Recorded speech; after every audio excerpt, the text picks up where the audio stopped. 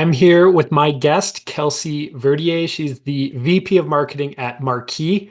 For those of you who don't know about Marquee, it's a piece of great tech that I've been looking at and exploring a little bit. It revolutionizes the way that restaurants, bars, coffee shops, and dispensaries publish their menus, their location data, and their specials to potential customers. And this whole solution and process creates a consistent, accurate content base, which leads to ultimately an increase in the ever important near me searches. So, Kelsey, welcome to the show. I'm glad to have you here. Thanks for having me, Caleb. I appreciate it. So, Kelsey, why Marquee, and why have you decided to hang your hat here for a good chunk of time? Is there something specific that called you? Was it the tech or the leadership or something? Tell me. Yeah, so I've spent first whole 15 years of my career I spent in hospitality, bartending, running events, waiting tables, managing restaurants and bars and breweries. It was really these are my people, this is my place. However, once I hit my mid 30s, bartending until 2 in the morning didn't have the appeal that it once did.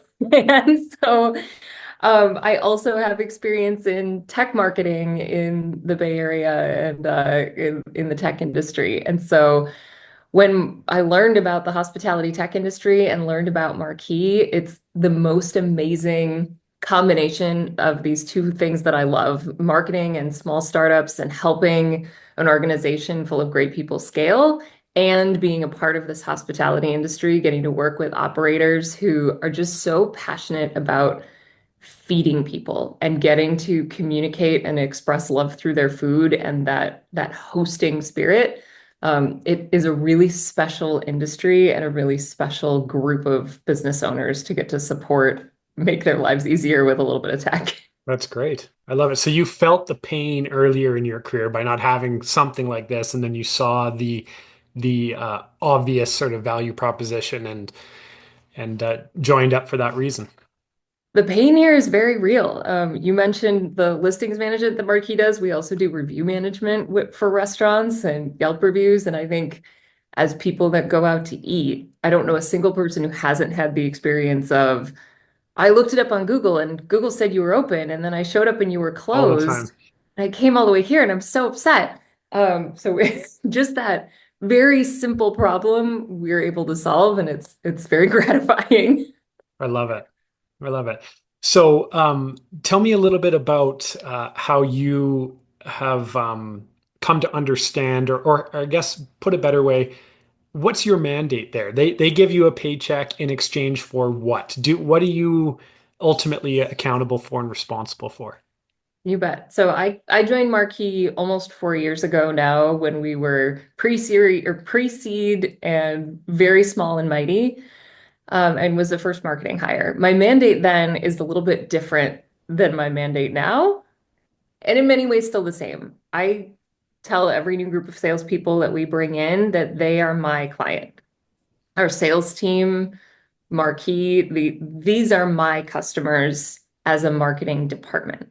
And everything that we do furthers our brand and furthers new revenue and revenue retention. Yeah. If we like, I know we as marketers, we really don't want to be constantly revenue driven and we're looking for metrics that aren't tied to revenue. But at the end of the day, if what we do doesn't help the company make more money and keep its money, we won't have jobs anymore. Right. So that's a really huge part of what I do. And it's my job to tie everything we do together under marketing and link it for our executive team, for our leadership, for our board, for our sales team, link it back to how does this help us drive and retain more dollars and more revenue.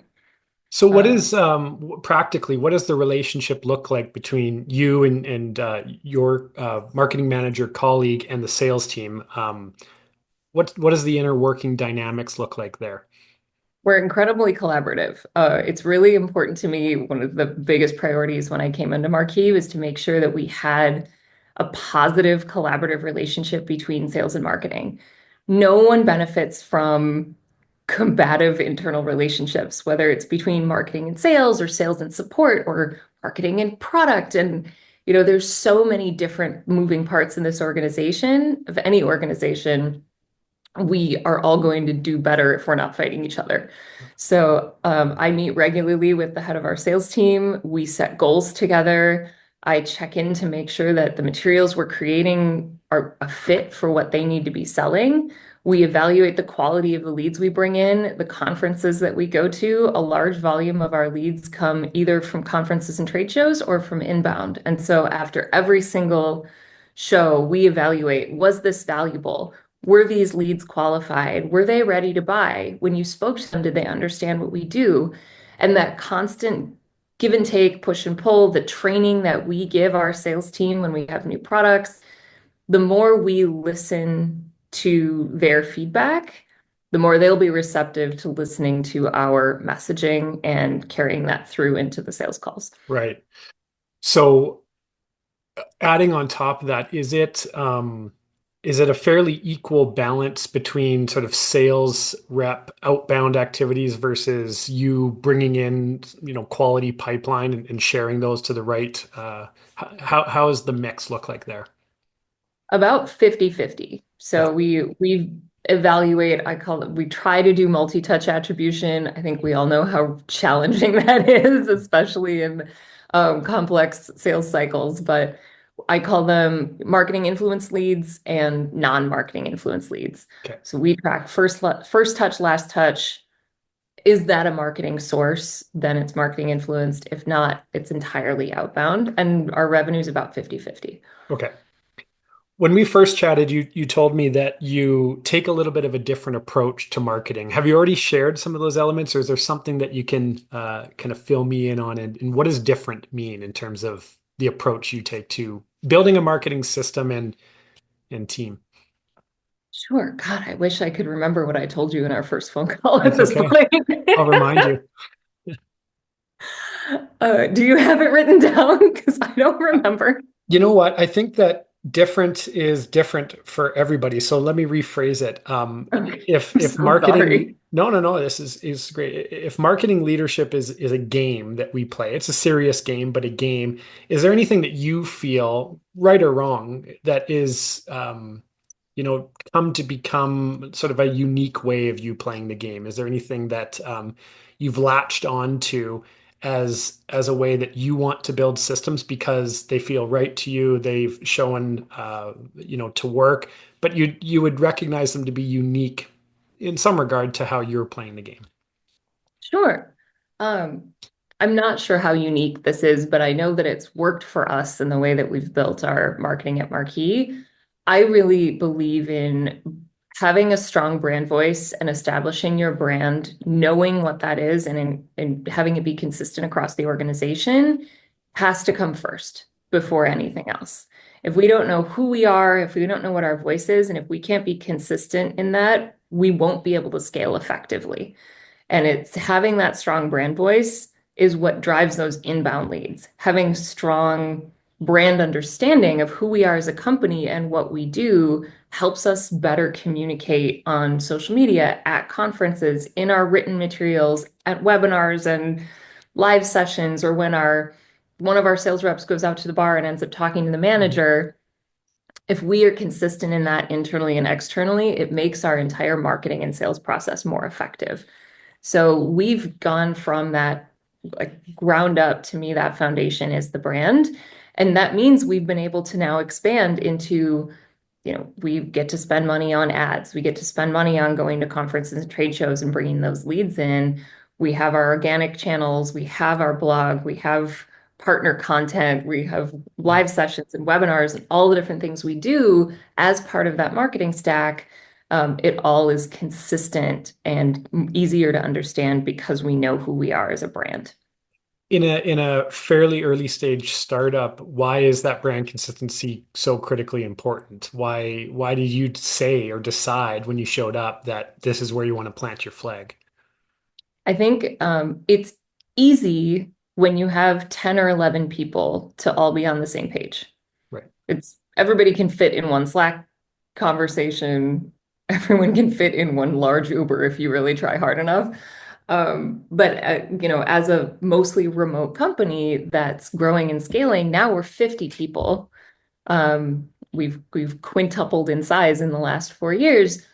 It's harder to be on the same page. And so if you establish that brand voice and values and imagery and everything else early, it makes it easier to scale that communication. And it's much harder to figure it out later when you have 20 employees who all have a different opinion about what that brand is. Right. It makes it harder to distill it down later. Right.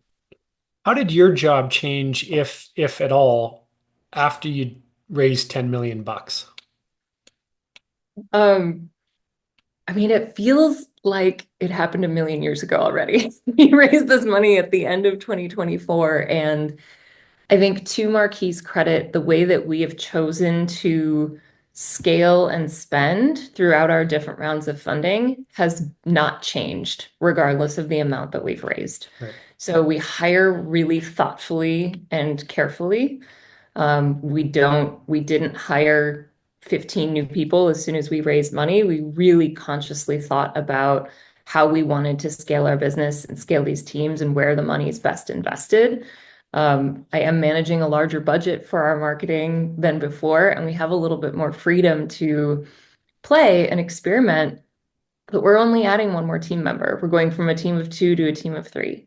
And I'm really proud of, as we scale, the thoughtfulness and care that's going into how we choose to spend our time and our resources. The hardest thing for me, and I think this is something we talked about previously, is there's this constant feeling that we should be doing more. Mm. There's so much that can be done in marketing, and all you have to do is go on LinkedIn and see everyone else talking about everything they did this week, or the only right way to operate an email campaign, or inbound is completely dead. It's time to outbound only. All of these different things. There's 50 more things that we could add this week that we're choosing not to. And it's really, really hard to say no to those things. Um, I believe that there is marketing urgency. Very rarely is there a marketing emergency. And if we're doing our jobs well, we shouldn't have any. Yeah. So seeing all of these different so-called best practices and things you need to do in a laundry list of strategic or tactical things that need to be layered in, how does that make you feel as a marketing leader? Mostly very anxious. I try to keep Right. that to myself and not bring it to my team, but Or you talk know, about it on a podcast. or talk about it on a podcast. Yeah, we're letting it out into the world now. But there is that constant feeling of anxiety. It's my job to set our course and come up with the strategy that we're doing. And what if I say no to the wrong thing? The thing that could have been the key to Right. unlocking a $10 million deal for Marquee. But I have to trust that what we know and what we do and all the marketing that we choose to do, we choose because it's based on relationship building and not a quick win. And so it's been a lot of internal communication to say this is why we are choosing not to buy a lead list and instead go to this conference Yeah. that we don't even know who's going to be there yet, but I know that it's going to help build our brand awareness, and Yeah. watching that build over the course of years and seeing how it's created a more sustainable pipeline for us is helping me to feel more confident in the decisions that we're making, in the relationships we're building with our partners and the industry and restaurant operators, and have a little bit more settled feeling in Yeah. how we're choosing to build our marketing program. Tell me more about that if you don't mind, in terms of how and what you rely on is sort of a decision-making criteria framework or a North Star, if you will, that allows you to really quickly sort of navigate what should come into our planning set and what should be eliminated, despite how great and fancy and shiny it sounds. Like, what do you rely on to be able to very quickly make that determination and then keep the team going? Sure, that's a great question. I do trust the team's opinions. If someone brings to me an idea, I want to say yes to it. We Right. have to talk about, does this fit? Do we have time? Do we have budget? All these different things. When we're talking about adding a new conference or spending money on a new ad stream or something like that. It's, do we know what we're doing or do we know someone who can help us learn fast? Who are we targeting? And do we have data showing that that's in our ICP? We know exactly who our ICP is at this point in our company's growth. And if we're not getting in front of those types of hospitality business owners, Yeah. it's not worth the experiment at this point in time. Um, and then who else is doing it? Like sometimes if there's too many people involved in it or too many other brands, maybe it's not the best fit for us. Maybe we don't want to compete for that energy, that time, that attention.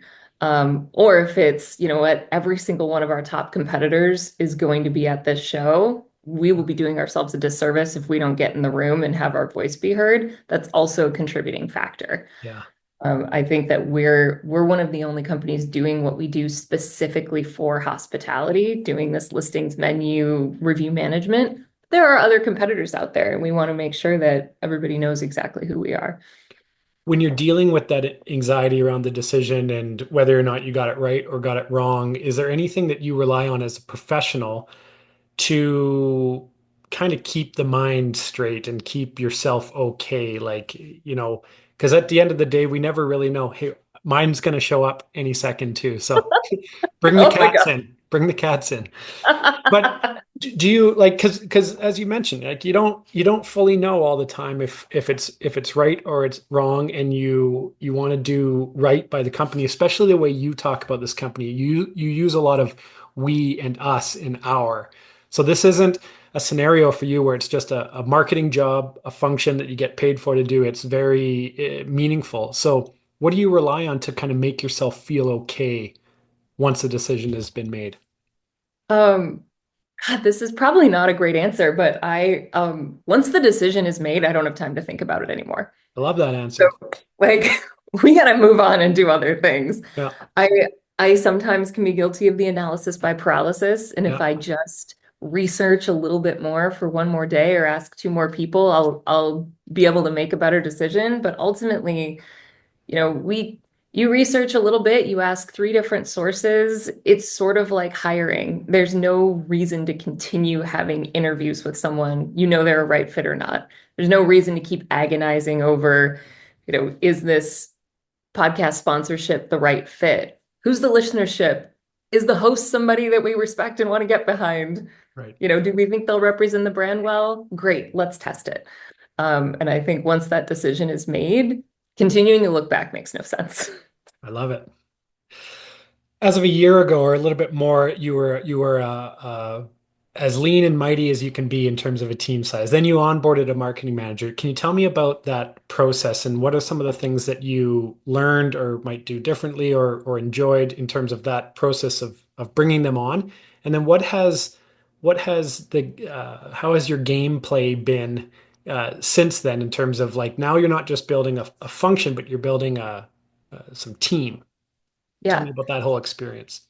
I could not be more grateful for my marketing manager. Her name's Nadine. She comes from the operator side. So before this, she was running restaurant location launches Perfect. for a hospitality group out of Utah and managing all of the social media teams and the event teams for that. And it was such a wake-up call for me. I knew that I was doing too much for one person to do. When Nadine came in and did it 10 times better than I ever possibly could have dreamed of doing, it was such a wake-up call that we need to hire people who are smarter than us and better than us at Hmm. the things we're not experts in. I'm Why? not a social media expert. I'm so sorry. I have the cat siren going. No, I'm that's gonna fine. go and close my door and then I'm restart. surprised mine's not, Madam, excuse me. excuse me. Oh, you got one of those cameras that follows you. Oh, it's so creepy. I got the new It's computer. awesome. I don't like it.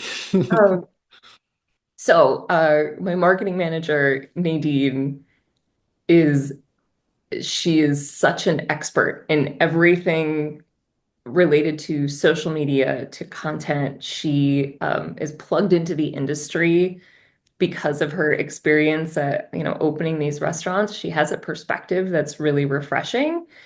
And we all have different approaches to different things. It was a huge learning experience for me just from you can do it. That doesn't mean you should. Right. And surrounding myself with and filling our marketing team with people that are smarter than me and better than me at the things that am Yeah. not that great at is really, really amazing. So as we continue to grow and scale, some of that means letting go of the things that I really enjoy doing because I know someone else can do them better. And that's just a reality of I think growing a team Yeah. and moving beyond being a team of one or two. Who's Kelsey as a leader? What's your approach to leadership of people? Are you figuring it out on the fly as we all are? Uh, Of course. yeah. What Do do you any of us rely on actually though? know what we're doing, Caleb? Yeah, exactly. What do you rely on though most often in terms of you call it a superpower, call it a strength that's innate in terms of your leadership of people? And perhaps do you feel responsibility in any sense? I feel a huge amount of responsibility for anybody that chooses to spend their time working on at Marquee and on our marketing team. There's everybody says it's hard to hire. It is and it isn't. It's hard to find somebody that gives a shit Yeah. in the same way that no one will ever care as much as our founders.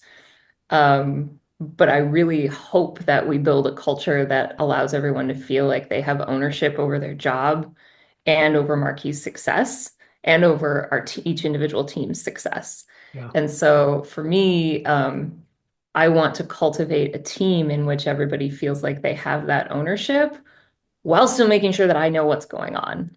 Mm, And that's a hard balance to strike. Sometimes, once a week check-ins end up not being enough, and we experiment with what does that communication look like. We are also remote. We have a sales office in New York, but otherwise the rest of us are all completely distributed, but distributed team across the US. And that creates its own set of challenges in making sure that everybody feels connected and heard. I think that our greatest weaknesses are also often our greatest strengths. So, depending on who you ask, this could be great or terrible, but I am very passionate about feedback yeah. and not waiting too long to deliver it or ask for it. And so, the best feedback, I think, is given and received when the thing you're giving feedback about is still fresh. Whether it's positive or constructive, it will mean a lot more the day after something happens as opposed to in a bi-yearly review. Yeah. Um, so that's something to me that's just that consistency of you did a really great job on this last week. Hey, can you step up communication the next time we do this activity for the next time? I felt like I wasn't really in the loop. Things Yeah. like that help us be nimble and improve on a regular day-to-day basis. Yeah. You talk a lot about things that I love to hear from leadership, right? One of the first ones you said earlier on when in our chat was understanding that marketing's role at the end of the day is to generate and keep money. It's to grow an organization. You talk a lot, as I mentioned, about we, us, and our as a sort of sense of ownership and pride of the organization. And you talked about responsibility of now a team member and creating opportunities for her to unleash her expertise on the world and grow. My question on this follow up to all of this, Kelsey, is like, why do you care? Why do you give a shit about this? I mean, we spend a lot of our time at work. How terrible to not give a shit about what we spend all that time on. And it's not a judgment. Like for some people, a job is a job. And I have the absolute privilege of having found an industry and a company that feels like a community. And that's really wonderful. At the same time, we've rethought our values twice within the organization. Once 4 years ago, Mhm. shortly after I was hired, once this past year. Some things were I think this past 3 months, we just re-announced them. So some consistencies are there. And one of those is growth. So you talk about, finding their ownership, growth, and collaboration are the three all under the umbrella of hospitality. Hmm. Um, and those things are all so intertwined. We do, a big mind map and everything when we talked about it. But I think that that spirit of growth and collaboration is super important. And the other piece of this, I'm having sort of disjointed thoughts, but the other piece of this is we talk a lot about not being a family. I As much agree. as I give a shit and I'm very invested in my job and want everyone to do that, we're a team. We're not a family. And sometimes team members are the right fit, and sometimes they're not. Sometimes they were, and then they're not because of how the team changes. Yeah. Sometimes somebody leaves to go find another team, and that's okay. Yeah. We're not taking what we do personally, um, but I think it's still possible to think of a job as a job and not your family and not your whole identity and have it be meaningful and worth investing Yeah. time and energy in. Well, I think I totally agree. I think the we are a family thing drives me a bit bonkers because you can't get rid of your family and you can't decide You not to. can't give Not to. them a severance and have them Yeah, go that's right. away. But I think that what you're saying is really, really important and needs to be repeated in that if we're spending all this time and we have this unique platform to collaborate with people, to learn, to create value both internally and externally, why wouldn't we squeeze as much juice of utility out of that for our own personal lives? You know what I mean? Like Yeah. work-life integration, it's one life, and there's Hmm. endless opportunities to live a rich life in a scenario like you're in. So I love One that. of the best things that I've been able to learn at Marquee came from something that our founders decided to invest in. We do a once a year on-site at a sleepaway camp outside of Austin. Um, we don't have bunks; we have individual Yeah, yeah, hotels. yeah. But they brought in somebody that does called mindful negotiating, and it's negotiation and conflict and communication management skills. And mostly their clients are the military and Navy SEALs and these very high pressure teams, hostage negotiators, Wow. people who do have emergencies at their Yeah, jobs. And getting to learn that skill set and understanding that it doesn't need to just apply there. We've learned our different conflict styles and what we default to when we're under stress and how to communicate better with those that have a different style. And how does that inform when we're under pressure or hoping to convince someone of our point of view? How does that help us be better at our jobs internally and also externally? yeah, So again, that spirit of growth and that idea that we're going to learn things that apply to marketing, and then hopefully we can apply them outside in our lives as well. We should leave everybody yeah. better when we send them away from Marquee, go be I love better it. at what they do next. I This love all it. sounds very kumbaya and No, like no, no. and I'm all for that stuff. optimistic, and but I really I've this company is my place because it's not just lip service. These values aren't just a thing that we put on the website to be like, come Yeah, work for us. It's really embodied in what we do. We're not that's perfect awesome. people, but we try to make sure that this is carried throughout the whole organization. I love it. Shifting gears here a little bit, you have yourself that has, a certain expertise and skill set, and you have Nadine who has a zone of genius herself as well. What are some of the challenges that you experience when there are things that need to get done that lie outside of each of your individual zones of expertise or zones of genius? Like, how do you operate when some of the stuff you're doing is more in this generalist realm of your ability? Sure. Email marketing is a really great example. That is a hard job and a job that is becoming more and more specialized, especially as we get into privacy laws and communication laws and people that have email addresses in different places. And, there's a lot of different layers of challenge when it comes to email marketing. This was one of those cases where we had to ask ourselves, is what we're doing making an impact? How much time is it taking us to do it? How much will it cost to outsource it? Right. And how much revenue is what we're doing now bringing in? Right. And about a year and a half ago, we decided to just cut it for a while. You know what? It's taking too much time and energy for a thing that we're not very good at, and it's Yeah. almost prohibitively expensive to outsource it for now. Let's table it, focus on some other things, and we can come back to it.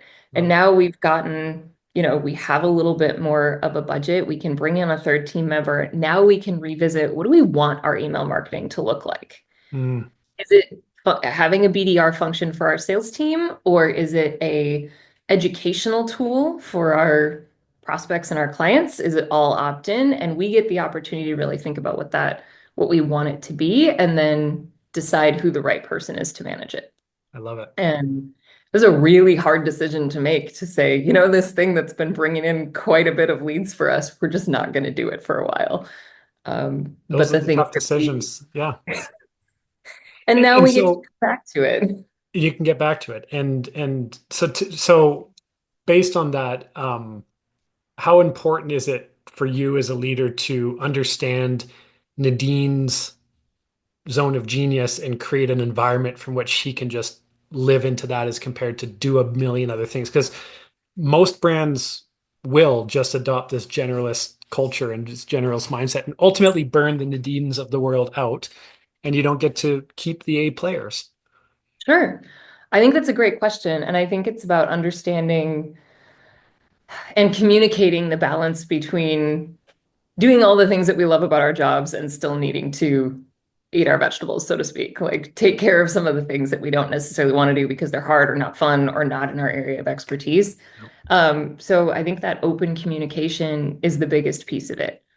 We check in. Recently, she expressed a desire to grow in a different area of the business. What does that look like? Do we have that opportunity available? Can you learn? Do you have the capacity to take that on in addition to your other work?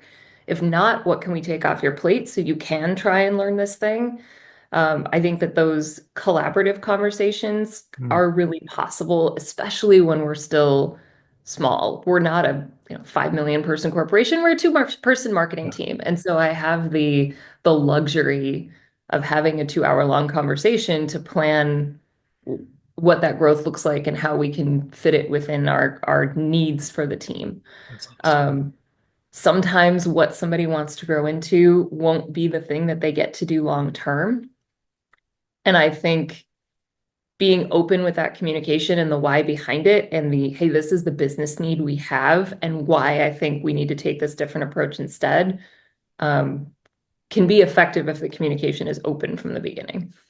Totally. And it seems like Nadine was really embracing the growth value there and feeling comfortable to come and say, hey, listen, I buy into this. Now, not everyone feels comfortable talking to their leader about that, right? Because it could be taken different ways. I don't like what I'm doing now. So for you, creating that environment of I hate using this term, but that safe environment because it's overused. But I think that that's what you're trying to do there.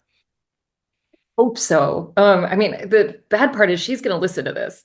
She runs our That's the social great media. part. She's going to listen to this podcast. And so I don't want to out too much of her, Yeah, yeah, yeah. her journey and her career journey, but I hope that that's what we're building. And of course, it's never going to be perfect. And being remote means it takes longer to build trust and build relationships and create an environment where somebody feels comfortable saying, I want this thing and I don't know if I can have it. Yeah, But the worst thing would be to not learn that from someone and have them leave and go yeah, to a job someplace else and you never know why. yeah. Before we part, is there anything you wish I would have asked you? Anything that feels on your heart or mind as it relates to playing this game of marketing leadership? Um, yeah, I think when we talk about the realm of competition, especially when it comes to marketing, I think that there is a way to do it with integrity and respect that some brands are really, really great at, and some have maybe been burned in the past by other industries or other jobs or Yeah. other competitors.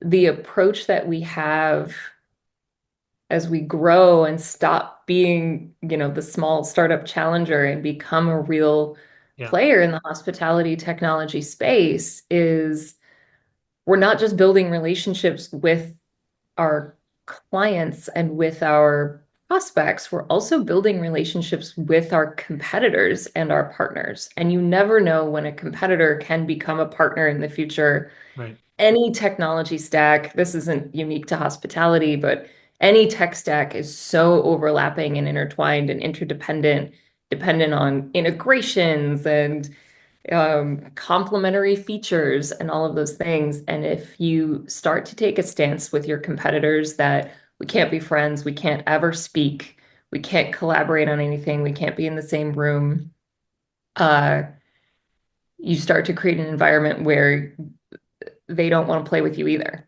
Yeah. And then you end up in these silos where there's no integration possible, or there's no, and all that does is it inhibits growth and it negatively impacts our clients. Yeah. And then I hear you on that. And I think it makes for a scenario where a lot of your decision making inadvertently is tied to beating them as compared to doing your own thing with your own ICP. You know what I mean? The goalposts kind of shift for you, which, yeah, It's something that I would like to be better at. My immediate instinct is to, when somebody pushes, to push back.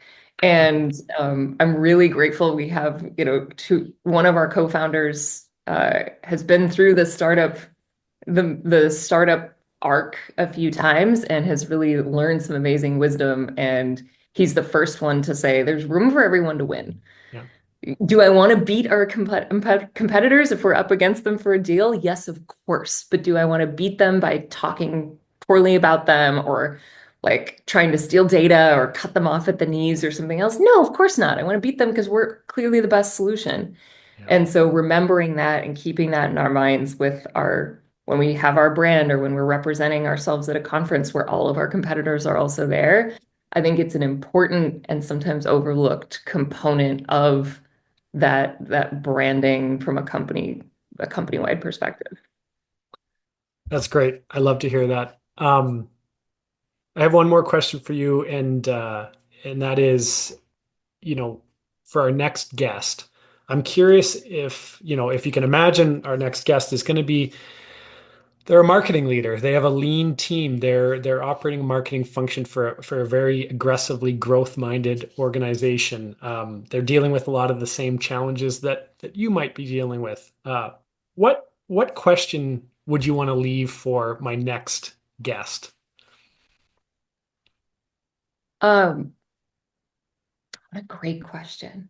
And you can take your time because we can. I always pause this and edit it out. I think the question for me would be, what's the best lesson that you've learned either from another marketing leader in your space or from another team leader from within your company? I will make sure to ask that for our next guest. So I appreciate it. Everyone, my What guest. was the question for me that your last guest left? Well, Which there one you was go. it? I actually weaved it in a little bit, but let me ask a different question that was left from a previous guest, and this is the one I have for you. Um, what is one thing that you've been told that will work every time from a marketing standpoint? It is best practice. It is golden. It is you have to do this. That's what's been told to you, but you realize that you fundamentally disagree that. So what has been told you this always works and you disagree? Um, for for hospitality specifically, it was Facebook and Instagram ads are the best way and the only effective way to get in front of restaurant marketing teams because that's where they do all of their marketing. So if you run ads on Facebook and Instagram, you'll be guaranteed to get leads from it, and all you'll have to do is just increase spend, and they'll come flooding in because that's where your audience is. That's awesome. I We agree. found that to be aggressively not true for us. It's Right. still true for a lot of our partners, but for some reason, the Marquee ICP they're not hanging out on Facebook and Instagram. So Yeah, we've shifted our spend elsewhere and it's been a lot more effective. I love it. Thanks for answering that on the fly. Sure. Everyone, my guest, Kelsey Verdier, thank you so much for spending this time with me, and thanks for sharing a little bit about how you're playing this game of marketing leadership. Thanks for having me, Caleb.